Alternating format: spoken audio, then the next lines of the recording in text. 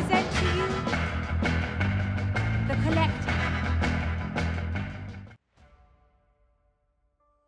Before we begin, I want to preface this by saying this isn't just another channel hating on this film because of its so-called wokeness.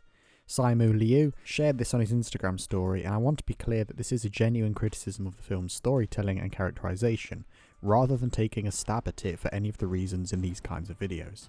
With that out of the way, let's begin. Shang Chi and the Legend of the Ten Rings is the latest film to join Marvel Studios' vast cinematic universe, and was easily my most anticipated film entry in the saga since Avengers Endgame. I'm asked many times to rank my favourite Marvel characters, and Shang-Chi holds a firm place as my 10th favourite of all time. Therefore, when the first trailer dropped, I was immeasurably excited. However, then I saw the film. Many are praising this as the greatest superhero origin movie ever, and likewise one of the best comic book movies ever released, to the point where it currently holds the highest Rotten Tomatoes audience score of any comic book movie. But I came away from it feeling incredibly disappointed and left the cinema with a bitter taste in my mouth. Like I said, Shang-Chi is one of my top 10 Marvel characters ever, so to come away from his first live-action cinematic outing, you would expect me to be a lot happier. My major problem with it is something that is increasingly becoming a problem with the MCU as a whole. While the MCU is very much its own thing to tell its own stories, it is still using characters that have a fundamental basis in Marvel Comics, that forms the integral platform for who they are as characters. In the same way one would go to a Dracula film expecting to see a gothic vampire that lives in Transylvania, the same applies for comic characters too. When you've read countless issues of a certain character doing certain things, you expect to see that portrayed in some way when they get a live-action film telling. However, in the case of Shang-Chi, this didn't happen. The filmmakers themselves had admitted this in saying, "We weren't adapting any recognizable version of Shang-Chi's story into a film. We were creating a new story that, yes, has elements of some of the books, but was really its own new thing." And for me, this was a real letdown. Why name a film Shang-Chi when the character you were using is unrecognizable from his comic book counterpart? The thing I love most about Shang-Chi is his existentialism and philosophical nature. Because he is the greatest fighter in the Marvel Universe, which isn't even me sharing an opinion, that is an objective fact, it means that he's almost never beaten in hand-to-hand combat. This is something the film does well, in that we never see Shang-Chi struggling to fight and is always very capable. But the thing that provides his weakness is his constant mental crisis. He is one of the only Marvel characters I know who, like Batman, has narration bubbles to display his thoughts throughout every scene. This is what provides his vulnerability and makes him such an interesting character. After discovering his father is evil, whether Fu Manchu, the Mandarin, Wenwu, or whatever character is being used in that place at any time, Shang-Chi is sent on a deeply character-driven story that makes him question every single thing he knows. All his friends are enemies, all his enemies are allies, everything he thought to be true was a lie. Some of my favourite scenes are when Shang-Chi will be doing something, but pauses to question whether this is his true nature doing this, or the part of him that was instilled by his father. And this does exist in the film, but only for a portion. There is a moment in which Shang-Chi admits to Katie that he did assassinate the man who murdered his mother after previously telling her he couldn't go through with it. He then follows this by saying because of this manipulation he wants to kill his father in return. This is very much the Shang-Chi I know and love, and this continued up until said battle with Wenwu. This is the only time in the entire film I can say that this was an accurate portrayal of the character. For the rest of it, this just wasn't there, and Shang-Chi instead appeared as any old generic kung fu fighter in contemporary America. His mental state is hinted at in the film when he battles his aunt and she says to him, "Do you know who you really are?" as if this was a theme of the movie. However, up until this point, there had been no indication that Shang-Chi wasn't sure of this fact. He was merely denying his past. Shang-Chi knew exactly where he came from and what the Ten Rings stood for, so there was no betrayal that he was dealing with. This one line from his aunt should have been the theme for the entire movie, as Shang-Chi deals with this great existential crisis. The reveal that Shang-Chi did truly kill the man he was sent to should have come much earlier in the film, so we know exactly what problems he is processing and can understand why he feels bad about this. Having this only introduced just before the final act means that we have nothing to understand about the character, no complicated layers, and a one-dimensional fighter who was trained since childhood. A comparison I made immediately after watching the film was imagine going to see a Batman film where we are unsure whether Bruce Wayne's parents were killed when he was a child. You would spend the entire film questioning his motives and confused as to whether being Batman makes any sense at all. Shang-Chi's assassination mission was in his very first comic way back in Special Marvel Edition 15, so we knew what his fundamental drive was going forwards. But by introducing this so late into the film, it makes everything beforehand seem pointless as it lacks his moral crisis. This isn't isolated to Shang-Chi's side of the story either, as we are given a quite frankly pathetic Wenwu. The Mandarin that we have been anticipating ever since Iron Man 3 and All Hail the King was truly given a disservice with this film. Instead of the incredible powerful villain at the head of an organisation so powerful and so embedded in society that they could take command of the world if Mandarin gave the word, we had a man mourning his wife and lacking any real threat.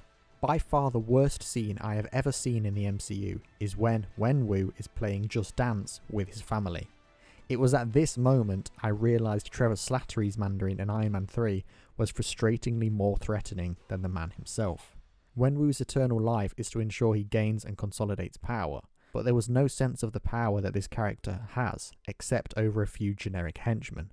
While this all-evil villain can be cartoonish and too moustache-twirling at times, the thing that makes him a legitimate character is the betrayal of Shang-Chi.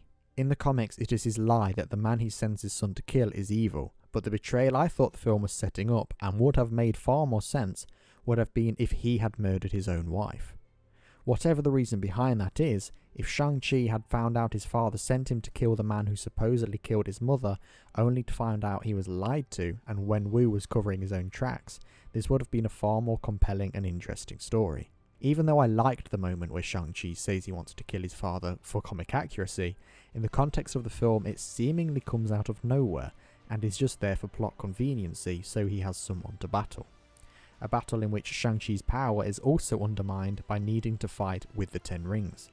He is supposed to be such a capable fighter that he doesn't need weapons, but instead the MCU has to give him some sort of mystical MacGuffin that can be used later in films. On top of his own poor characterization, the thing that undermined Shang-Chi the most throughout this film was Katie. Easily my least favourite character in the entire Marvel Cinematic Universe, this is a perfect example of comic relief done wrong. The charm of MCU films has always been that they have a light touch and are sprinkled with jokes, but these have always been put in appropriate moments. You wouldn't expect a joke at the climax of Avengers Infinity War, or during Tony Stark's death. However, I found this film to have too many jokes and in all the wrong places. The comic relief that worked the best came from Trevor Slattery, but because we already had Katie treating everything as a joke, he felt completely unnecessary. Her constant belittling of Shang-Chi and treating him as a joke was so poorly handled and made her extremely irritating.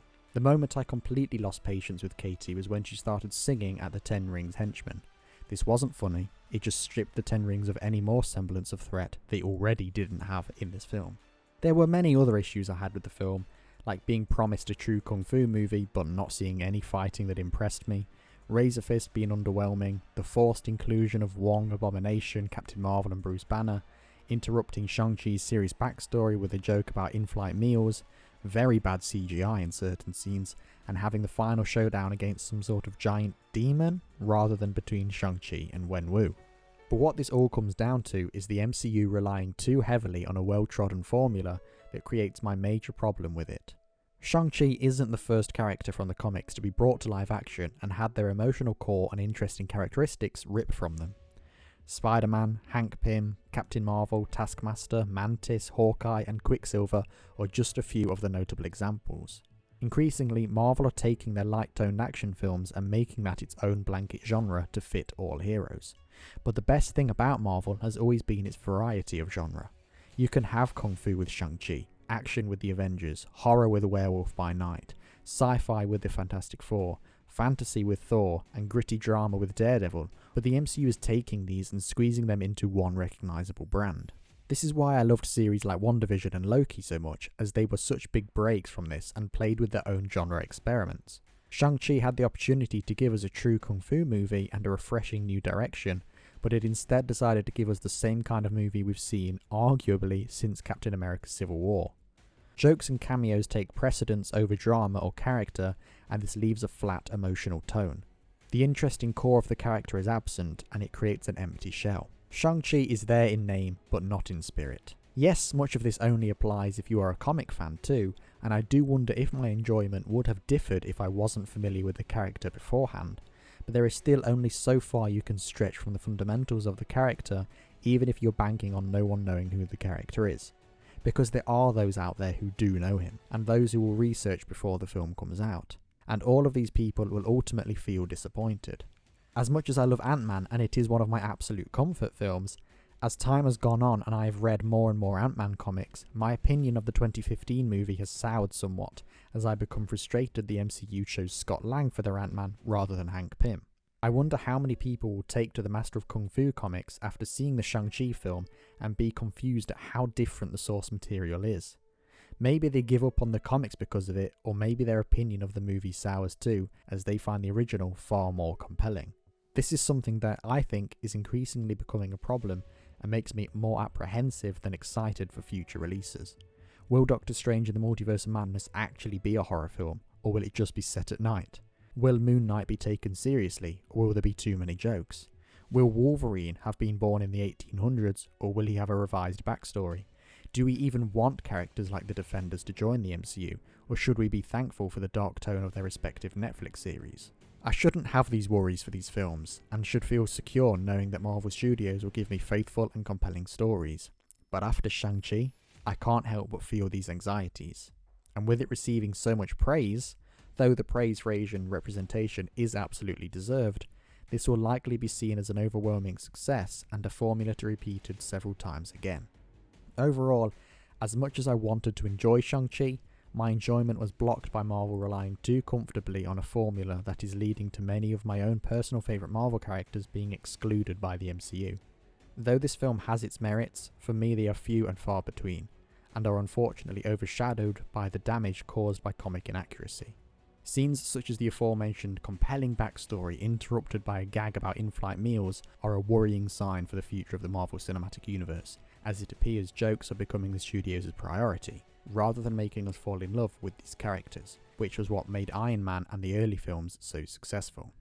That's a bit of a down note to end on, but if you want to hear me actually praising the MCU, check out these other videos on my channel that take a more positive look at Phase 4. But until then, this has been the Den of Antiquities, I have been the Collector, thank you for watching, if indeed you still are, and I will see you next time.